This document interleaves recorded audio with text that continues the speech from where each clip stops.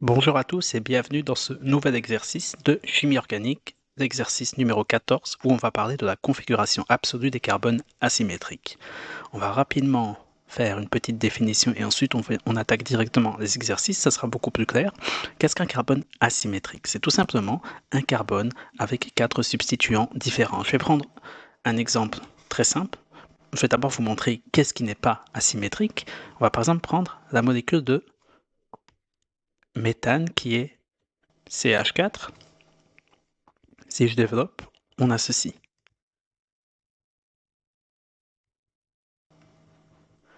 Ici, on voit clairement que autour du carbone, en fait, il y a, comment dire ça? Il y a 4 substituants qui sont identiques. Du coup, ceci n'est absolument pas un carbone asymétrique.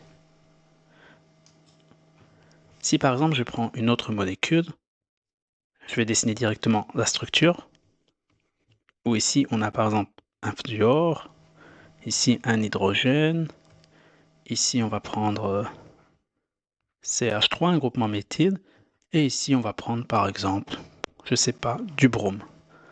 Ce carbone ici est un carbone asymétrique, du coup on va noter un petit astérix. Et ce petit astérix ici veut tout simplement dire que ceci est un carbone asymétrique. Voilà, ça c'était pour les carbones asymétriques dans le titre. Maintenant, qu'est-ce que ça veut dire configuration absolue? En fait, ces carbones asymétriques qu'on vient de voir peuvent être de deux types. Ils peuvent être R ou ils peuvent être S. R, ça veut dire rectus et S, ça veut dire sinister. Ça veut tout simplement dire gauche ou droite en latin. Et du coup, ces règles de configuration absolue peuvent être R ou S, et pour définir s'ils sont R ou S, en fait, on doit suivre les règles de Cahn, Ingold et Prodog, qui ont en fait établi certaines règles qui nous permettent de définir si un carbone asymétrique est de configuration absolue R ou S, et c'est ce qu'on va voir tout de suite au travers d'exercices. Commençons les exercices. Du coup, je vais noter ici exercice. Tac, tac, tac. Et du coup, on va commencer par le premier dont je vais vous dessiner la structure. Du coup, ici, on a un carbone. On aura ici un brome. On aura ici un hydrogène. Cette représentation signifie que la liaison pointe vers l'arrière. On aura ici un atome d'iode. Et on aura ici, cette représentation signifie, pour rappel, que ceci pointe vers l'avant, c'est-à-dire pointe vers vous, si vous voulez. Du coup, voilà. Qu'est-ce que nous disent ces règles de Cahn-Ingold-Prodog? Ils nous disent en fait qu'on doit, si on veut, prioriser, numéroter ces substituants en fonction de leur nombre atomique. C'est-à-dire, celui qui aura le nombre atomique Z le plus élevé aura par exemple la valeur de 1, et ensuite l'autre qui aura la valeur, on va dire, deuxième plus élevée, aura une valeur de 2, ensuite 3, et ensuite 4. Mais qu'est-ce que ça va nous dire ça en fait? En fait, dépendant de la disposition de ces priorités, 1, 2, 3, si ça tourne dans le sens horlogique, on dira que c'est R. Et si ça tourne dans le sens anti-horlogique, on dira que la configuration absolue du carbone est S. Si c'est pas clair, ne vous inquiétez pas, c'était à titre, on va dire, informatif avant de faire l'exercice, mais en application, ça sera beaucoup plus simple. Du coup, qu'est-ce que je viens de dire? On va regarder les numéros atomiques Z. Pour ça, je vais peut-être rajouter un tableau périodique. Du coup, je vous mets ça tout de suite. Voilà, j'ai rajouté un tableau périodique, ça va être un peu plus clair. Maintenant, on va classifier par rapport au numéro atomique, et je vais prendre une autre couleur, par exemple la couleur rouge, entre l'atome de brome, de fluor, d'iode et d'hydrogène, lequel a le numéro atomique Z le plus élevé. Pour ça, on regarde le tableau périodique. On a le fluor qui se trouve ici, avec un numéro atomique de 9. On a l'iode qui est ici, avec un numéro atomique de 53, ce qui est élevé. Ensuite, qu'est-ce qu'il y a d'autre? Le brome est ici avec 35, et l'hydrogène, on sait que c'est l'atome le plus léger, il se retrouve ici avec un numéro atomique de 1. Du coup, l'iode a le numéro 1. Du coup, je vais noter ici numéro 1.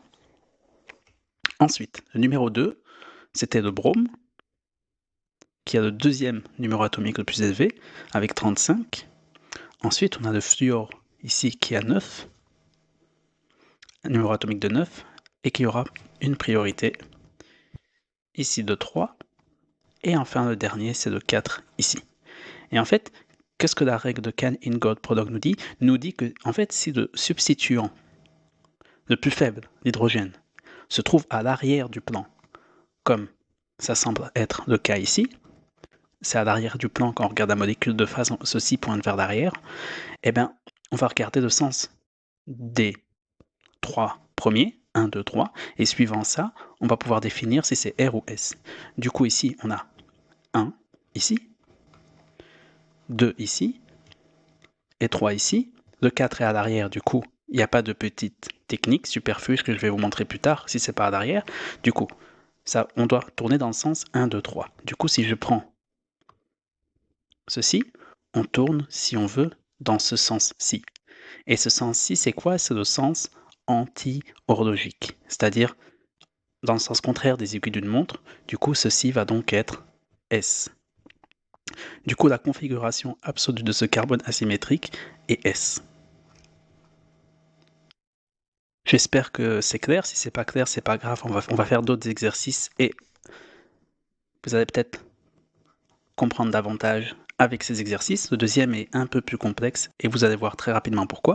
Du coup, on a le carbone asymétrique au centre, on a un atome d'hydrogène, on a un atome de brome ici qui pointe vers l'arrière.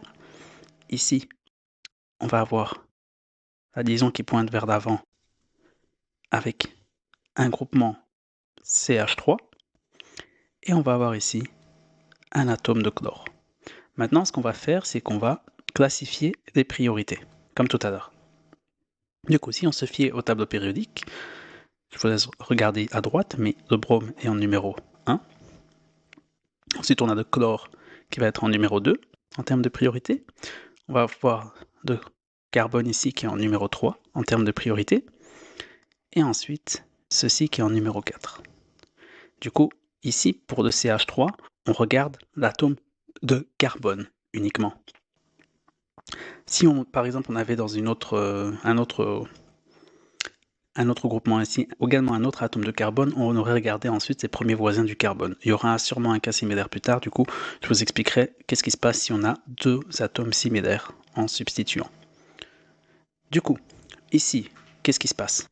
En fait, on a un petit souci, parce que cette règle, si on veut, de can-in-God product pour déterminer si c'est R ou S, en fait, ou bien on a une très bonne vision spatiale et on peut retourner la molécule dans notre tête et visualiser si c'est R ou S, ce qui est très compliqué, je le conçois pour certaines personnes, ou bien tout simplement, on va un peu jouer sur cette règle, sur ces molécules, pour pouvoir faire en sorte que le groupement H se trouve à l'arrière. Du coup, qu'est-ce qu'on va faire en fait? On va simplement switcher l'hydrogène et le brome, et si on switch les deux, eh ben, on va obtenir ceci, parce que dans l'état actuel des choses, on ne peut pas dire si c'est R ou S parce que l'hydrogène ne pointe pas vers l'arrière. Et on va maintenant le pointer vers l'arrière, et pour ça, on va switcher ceci et ceci. Du coup, si on switch les deux, qu'est-ce qui va se passer? Oups, non. On aura l'hydrogène du coup qui pointe vers l'arrière, le brome est comme ceci, on aura le chlore qui est ici, et on aura ceci. Du coup, cette fois-ci, si je dessine l'ordre des priorités, du coup, ceci ne change pas. 1, 2, et ici 3. On va regarder que les 3 premiers, l'hydrogène est derrière, du coup on ne compte pas et on va regarder ici. Du coup, si on regarde ici, ben en fait on va se dire que en fait que ça tourne dans ce sens-ci. On va de 1, 2, 3, du coup on se dirait, ben, c'est dans le sens anti-horlogique. Mais en fait, on ne doit pas oublier qu'en fait ici, on a switché. Et quand on fait des switches comme ça, la réponse qu'on obtiendra, c'est-à-dire que ça aurait dû être S comme ça, mais vu qu'on a switché auparavant, du coup on va switcher la réponse également. Du coup c'est pas S, ça va être R. Et du coup, la configuration absolue, c'est plutôt R vu qu'on a switché ici et qu'on avait trouvé S, du coup l'inversion c'est R. J'espère que c'est clair, mais retenez que si vous faites une inversion, pour pouvoir mettre le substituant le plus faible à l'arrière, vous devrez également inverser la réponse finale. Maintenant, on va passer à l'exemple numéro 3 et on va voir si vous êtes attentifs. Du coup, on va écrire numéro 3. Je vais dessiner la molécule. Du coup, ici, on a un atome de soufre. On a un atome d'hydrogène. On a un groupement méthyle. Et ici, pointe vers l'avant, un atome d'hydrogène. Alors, c'est R, S, qu'est-ce que c'est? Eh bien, je vous donne directement la réponse. C'est ni R, ni S, pour la simple et bonne raison qu'en fait, on a ici deux substituants identiques. Du coup, ce carbone n'est pas asymétrique. Ce carbone n'est pas chiral. On dirait que ce carbone est achiral. Du coup, quand on a des carbones non asymétriques, on ne peut pas définir si c'est R ou S parce que ça s'applique simplement au carbone asymétrique. Du coup, faites attention, ça peut être des pièges. Petite parenthèse, hein, retenez bien que R ça veut dire rectus et S sinister.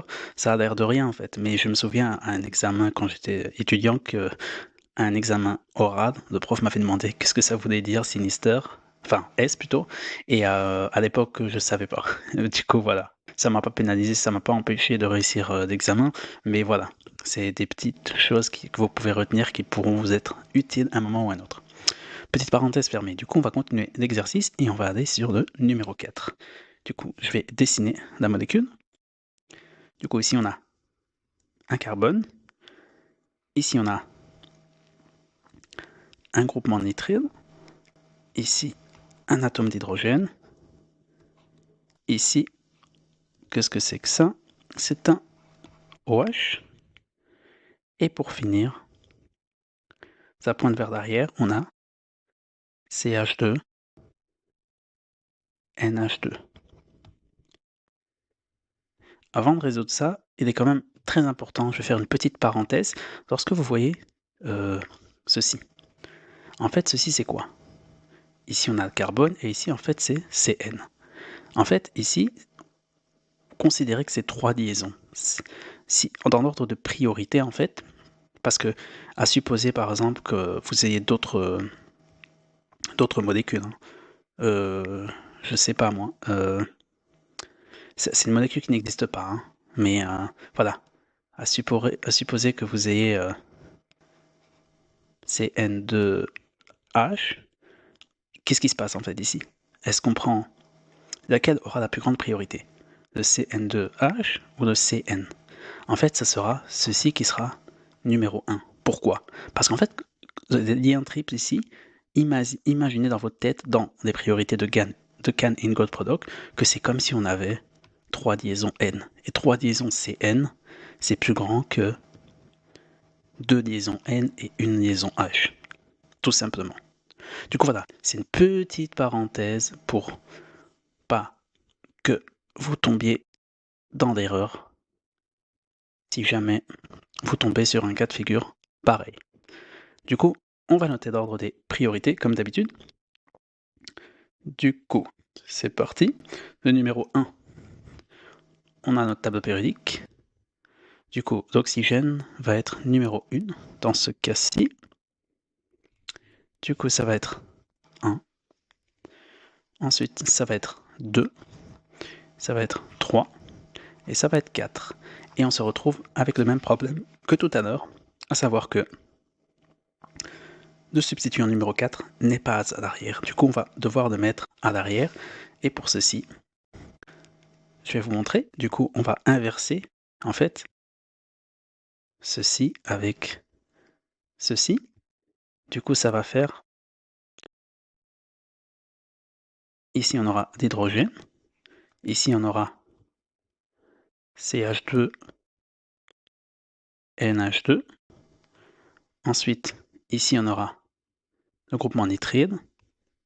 Et ici, excusez-moi pour l'écriture, ça ne changera pas. Je renote l'ordre des priorités. À savoir qu'ici, c'est 1, 2 et 3. Du coup, ça tourne ici dans le sens antihorlogique qui est S, mais on se rappelle qu'on a fait une inversion, du coup on va également inverser la réponse, et du coup on aura R. En réalité c'est ce sens-ci. Et du coup la configuration absolue de ce carbone asymétrique est ici R. Bien, faisons le dernier exemple. Ici c'est une petite application que je vais vous expliquer juste après, mais on va d'abord faire le numéro 5, le dernier exercice. Ensuite, je vous explique l'application pour que vous compreniez vraiment à quoi ça sert ces configurations absolues dans la vie en général. Du coup, mais avant ça, on va faire le 5, ça va être très rapide. Du coup, ici, on a un carbone asymétrique. Ici, on a un groupement C, triple liaison CH.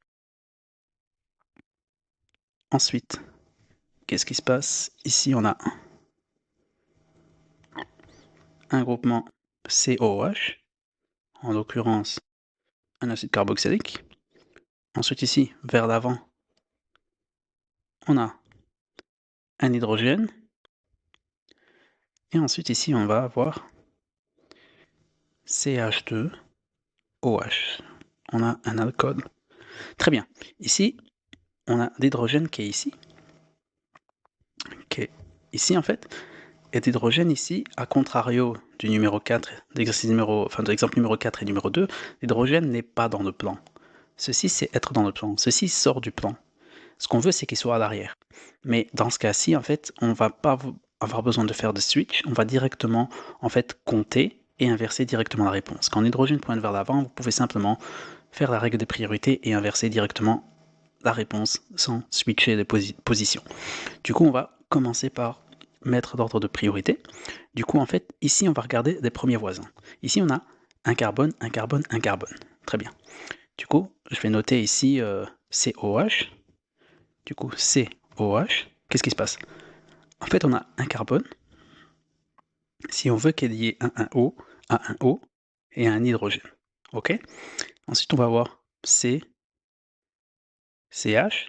On peut imaginer qu'en fait, ce que ceci, c'est comme si on avait un carbone qui est lié, des liaisons triples et doubles, c'est décompté comme des liaisons simples.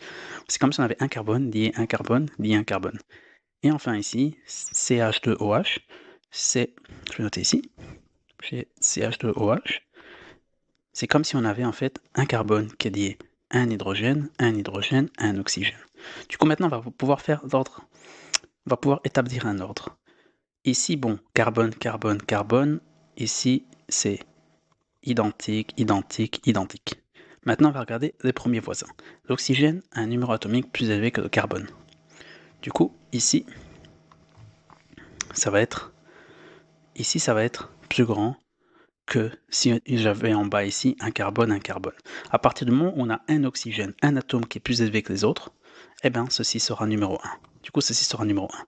Maintenant, on va regarder les deux suivants.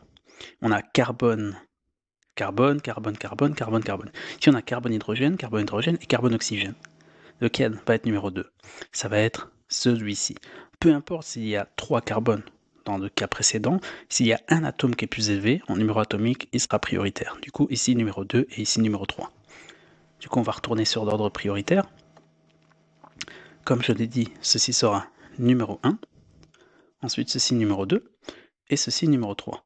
Si on regarde l'ordre, ça va comme ceci, ça va dans le sens horlogique. Mais, étant donné que l'hydrogène était devant, c'est comme si on inversait la molécule pour que l'hydrogène va derrière, du coup on inverse la réponse. Du coup, ça ne sera pas R comme le sens horlogique semble montrer, mais ça sera du coup, il faudra inverser la réponse, ça sera du coup S. Et en réalité, ça tournera comme ceci, et ce carbone asymétrique a une configuration absolue asymétrique de S. Je vais maintenant discuter très rapidement d'une application pour vous expliquer finalement à quoi ça sert de savoir si c'est R ou S. Et pour ça, en fait, on va faire un peu d'histoire et revenir dans les années 1950, où en fait une industrie pharmaceutique allemande a synthétisé ce médicament, le thalidomide, qui a été commercialisé dans plus de 47 pays dans les années 50. Et en fait, le thalidomide, l'énantiomère S, avait comme activité en fait si on veut, d'atténuer les nausées pour des femmes enceintes. Du coup, ce médicament a été prescrit principalement pour des femmes enceintes, mais avant, là, on avait une méconnaissance assez grande quand même de tout ce qui est stéréochimie, et la plupart des médicaments étaient commercialisés sans sans séparation de l'énantiomère R ou S. Le problème, dans ce cas-ci, c'est qu'en fait, l'énantiomère S, la forme S, avait également une activité, et en fait, elle avait même une activité délétère, parce qu'elle était tératogène. Et cette activité, en fait, tératogène, ça veut dire quoi? Ça veut dire qu'en fait, ça attaquait directement le fœtus, de nouveau-né, qui était encore dans le ventre de sa mère, et provoquait de grosses malformations. Et ainsi, en fait, pendant des années, en fait, ça a créé un véritable carnage, et il y a eu plus de 10 000 enfants dans le monde qui ont été, en fait, atteints de malformations à cause de ce médicament, à cause de la forme S. Et du coup, voilà, même si au niveau des connectivités, ce sont deux molécules identiques, elles sont miroirs l'une de l'autre dans un miroir, mais elles ne sont pas superposables. Et en fait, ces agencements spatiaux provoquent des activités différentes dans notre organisme. Et du coup, à partir de ce moment-là, en fait, la législation est devenue beaucoup plus sévère et les médicaments sont vendus sous forme d'énantiomères purs, c'est-à-dire R ou S. Du coup, voilà, c'était une petite application pour vous montrer l'importance en fait de cette configuration absolue R ou S, et en fait c'est une notion extrêmement importante en chimie organique. Du coup voilà, c'est la fin de la vidéo, je vais vous demander de vous abonner, ça prend vraiment une seconde, de laisser un commentaire si vous voulez, et moi je vous dis prenez soin de vous, et à très bientôt, ciao.